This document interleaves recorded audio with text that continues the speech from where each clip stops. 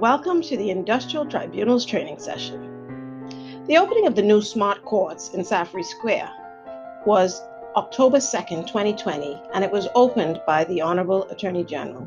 This training session consists of the procedural requirements for matters within the tribunal, such as how the referrals are forwarded from the Department of Labor to the Industrial Tribunal, how an originating application should be filed, inclusive of all the forms that are necessary to ensure the fair adjudication of the hearing. We also tell you about how the smart courts are set up and what makes it a smart court. We also inform you of the hearing protocols, the duties and responsibilities of the clerk of the court and secretary to the judge, and also, more importantly, the role of the judge within the hearing. There are also procedures outlined in this session for complaints made by parties in the action about the judge. And last but not least, the procedure for appeals of the tribunal to the Court of Appeal. Pursuant to an amendment to Section 66 of the Industrial Relations Act, the Industrial Tribunal is required to report to the public on the work that has been done for each year. So at the end of each year, we issue an annual report which will contain the statistics and the work done by the Industrial Tribunal. Good morning, this is Ms. Finley from the Industrial Tribunal. I'm calling from Ms. Jessica Jones. Hi Ms. Jones, I'm calling to let you know that the Form A originating application is ready for pickup. You're welcome, have a nice day. Good morning, Industrial Tribunal, can I help? Good morning. I'm calling to see how to properly file an originating application form. Is the originating application completed? Under the circumstances of COVID-19, no one is allowed in office, but these are our procedures. Please ensure that you're wearing a mask when arriving. Once at the door, please buzz. A registry staff will come and assist you. Okay, thank you. You're welcome. Have a nice day. The Bahamas Industrial Tribunal in New Providence is located East Street North in the Safri Square building, and our Northern Region office is located West Mall and Ponciana Drive in Grand Bahama.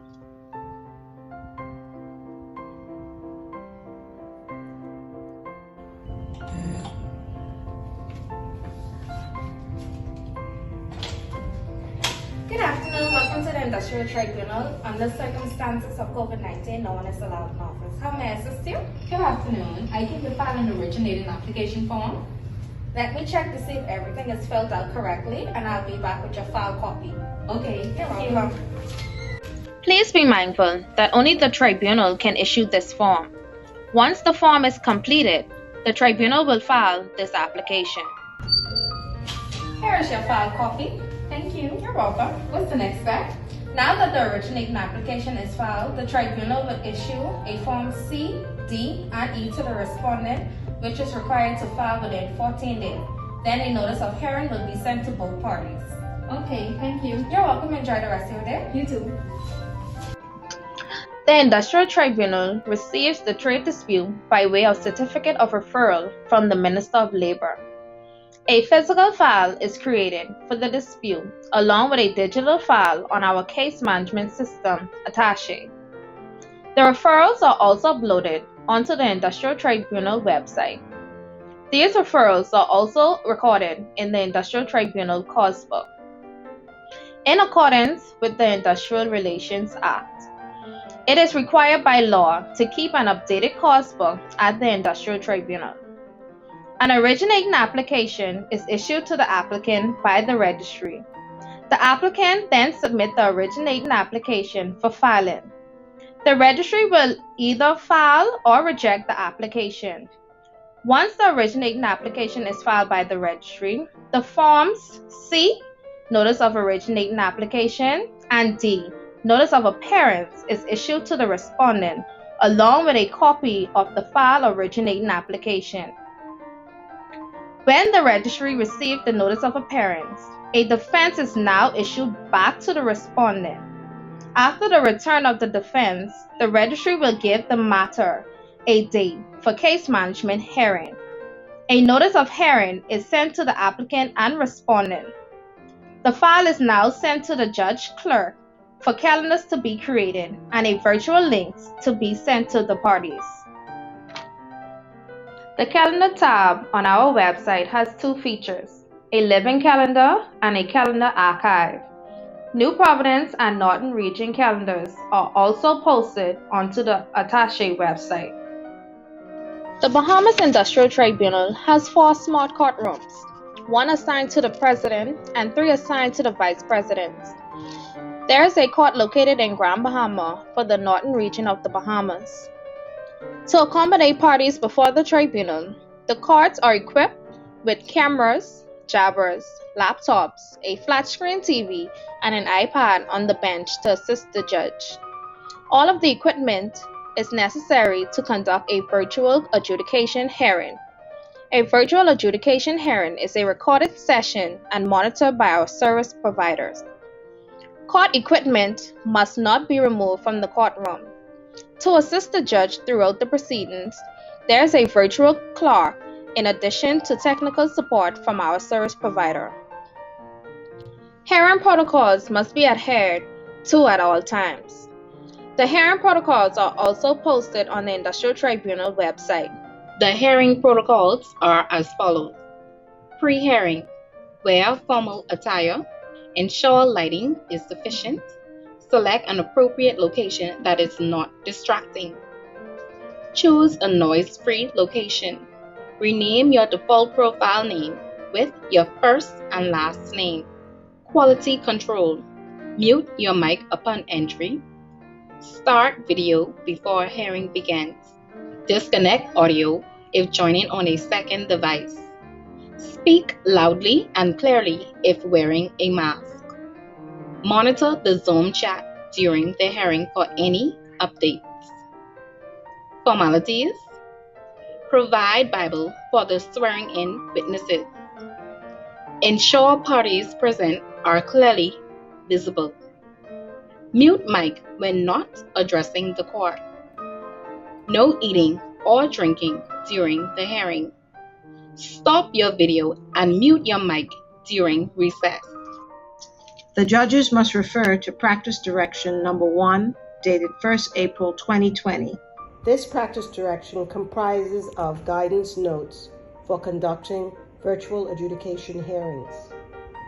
Section 1 deals with the benefits. Section 2 deals with procedure. Section 3 with service. And Section 4 has 2 parts. Part 1, virtual case management hearings, and Part 2, virtual trial. The general notes are applicable to Part 1 and Part 2. Part 1. Requester of a virtual hearing. The Industrial Tribunal proposes to conduct virtual case management hearings and trials via video conferencing link. The purpose is to accommodate the parties and the judge who agree to the whole or part of their case being heard via the video conferencing link for a virtual adjudication. The Industrial Tribunal, through the adjudication judge's clerk, as the host for the virtual hearing, will communicate by telephone to set up the hearing and will send an emailed form to the parties as the requester seeking the consent of both parties to participate in the virtual hearing. The parties will reply by email with their consent to the virtual hearing by circling yes in the form emailed to them. To facilitate the virtual hearing, the parties must have a video conferencing account. They must identify the type of electronic device they will be using during the hearing and from which location, such as house, office, or other, they will join the hearing meeting. Take note that the proper court attire and court protocols are to be adhered to, for example, the form of addressing the adjudicating judge and other usual formalities that are required in normal industrial tribunal proceedings. Further, note that the proceedings are to be recorded for use as the record on a matter that is appealed to the Court of Appeal. Part 2. Court protocols for virtual hearing. Environment setting must mimic and follow normal court protocols in the interest of all parties. For the video conferencing to work efficiently, only one person can speak at a time, and the judge shall take precedence. Parties must ensure that their cameras are on at all times unless special permission is granted by the judge to A. turn off the camera, or B. mute the microphone when it is necessary to speak with the client privately, or C. include the actual applicant or respondent who wishes to join the virtual hearing. Parties must ensure that their cell phones are off, as in normal industrial tribunal settings, except where there is special permission granted by the adjudication judge in a virtual hearing. It is the function and responsibility of the court clerk for the adjudicating judge to set up the virtual hearing. Once the consent has been provided by all parties to the matter, the requester, through the court clerk, will forward the ID and pass number along with informing them of the adjudicating judge assigned to the case for the virtual hearing and information for the parties of the date and time of the hearing. Parties are to be in place at least 10 minutes before the adjudicating judge is expected to join the meeting. The judge has to give permission for any other industrial tribunal employee or observer to join the virtual hearing. Clerks are to have their videos off during the virtual hearing. If the meeting was to end abruptly for one reason or the other, then the industrial tribunal will communicate immediately with a new video conferencing meeting access to resume the hearing or set a new time date for an adjourned hearing.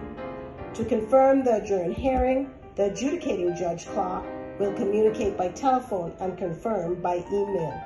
The adjudicating judge in the virtual hearing has the sole authority to end/conclude the video conferencing meeting.